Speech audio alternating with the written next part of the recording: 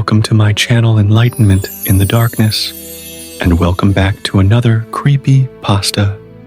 Tonight's story is called Cheating Death by Fear Itself.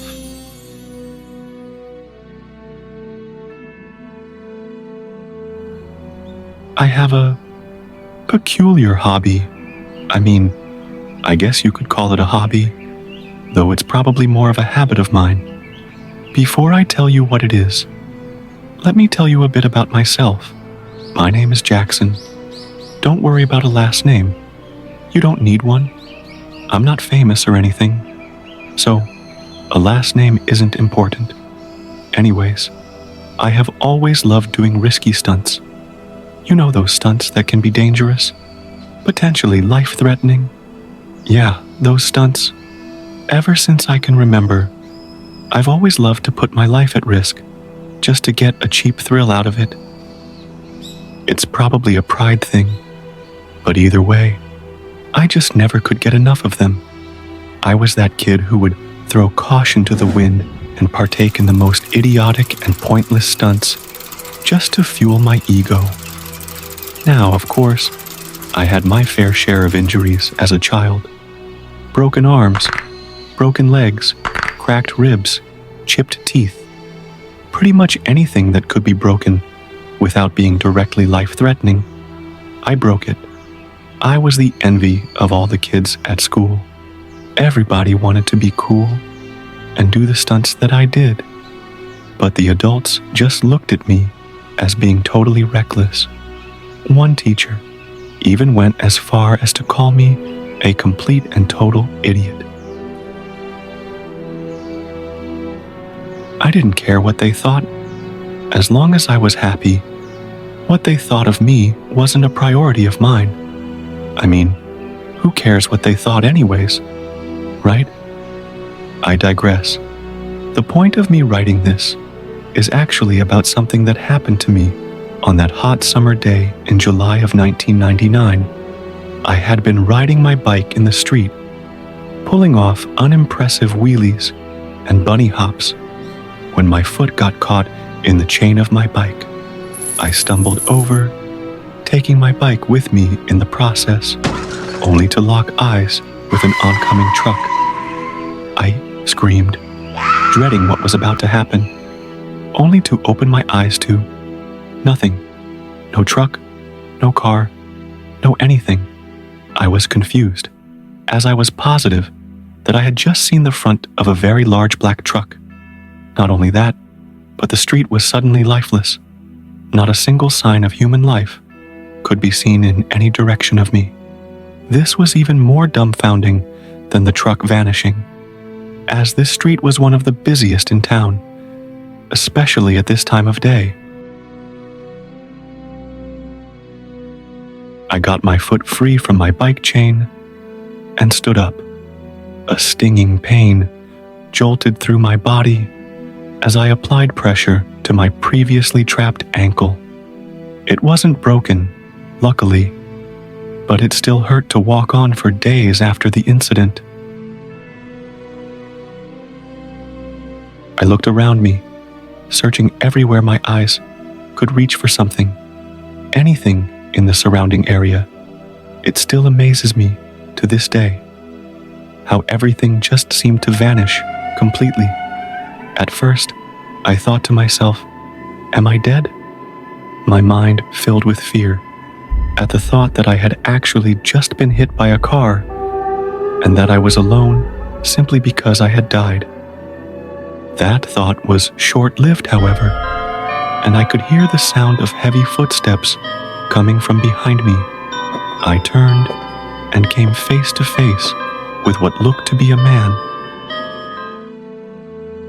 about mid-30s, approaching me.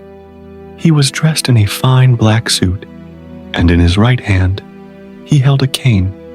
The cane was all black as well, except for the raven atop it, which was a dark purple.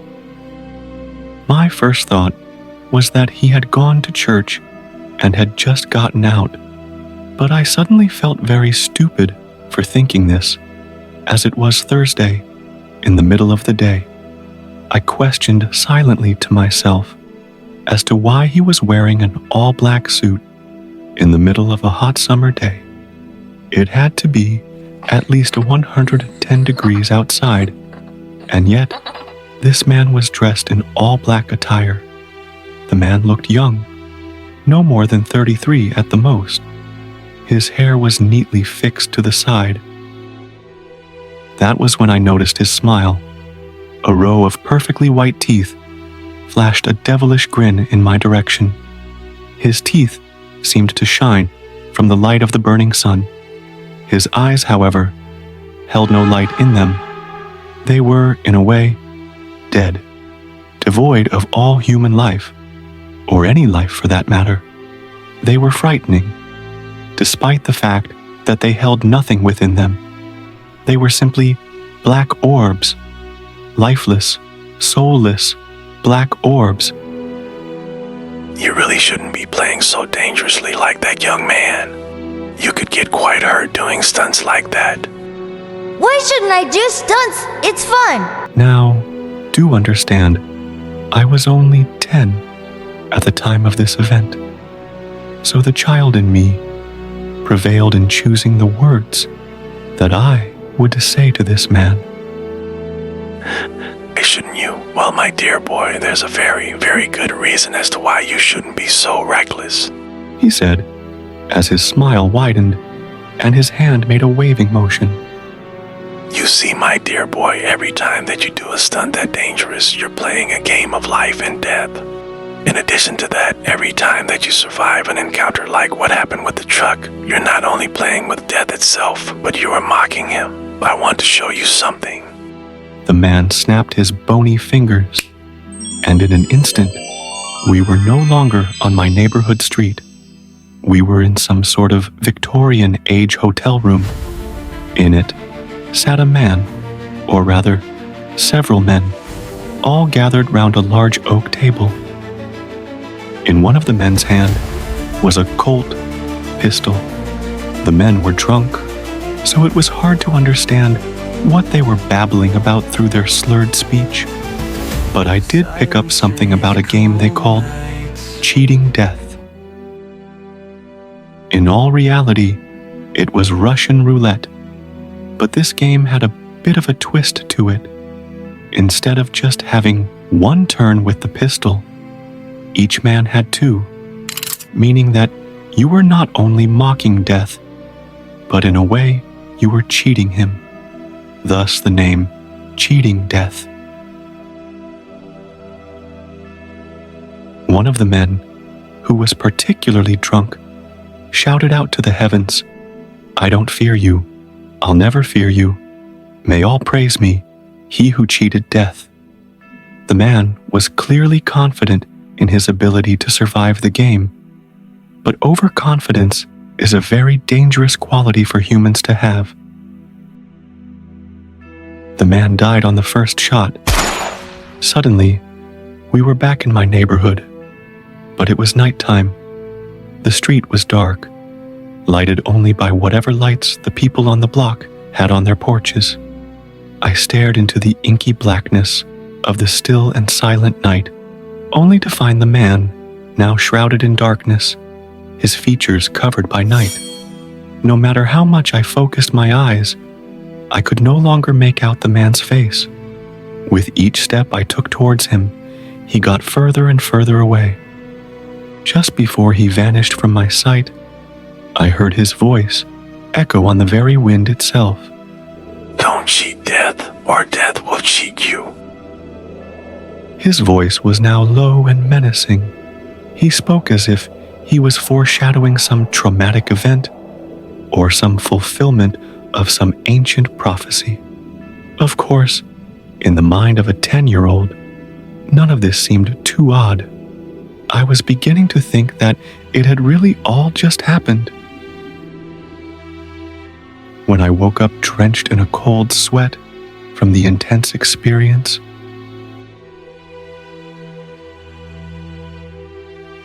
the next day, I was riding my bike on my street when I got my foot caught in the spokes of my back wheel after unsuccessfully attempting a wheelie. I stumbled into the street and came face to face with a truck heading straight for me. The truck stopped mere inches from my face and offered me a smile before getting into his car and driving away. Just as he did, he turned to me and revealed his black, soulless eyes. You should be careful doing stuff like that out here. You're cheating death with that kind of recklessness. You're probably going to hate me for telling you this, but that too was just a dream. About 5 years after the dreams, I was once again at my usual antics with my dangerous stunts. I still don't know what compelled me to have the idea I thought of next, but somehow the idea that I could make a game out of the stunts I was pulling popped into my head. At that point, I had completely forgotten about my dreams from before. I called the game Cheating Death. The objective of the game was to pull off a dangerous stunt, and while doing so, mocking death as you went about doing your stunt. Nobody joined me, but several came to watch, all of them cheering and yelling things like, "Nothing can stop him, not even death." One day, April 13th, 2004, to be precise, I happened to glance out to my adoring audience of fans, only to find that something was off about one of the people. One boy, who was positioned at the far back of the crowd of people, was looking at me with a look that I can only describe as sympathetic. Like he felt pity for me for some bizarre reason. I ignored him and heard the crowd of people yelling,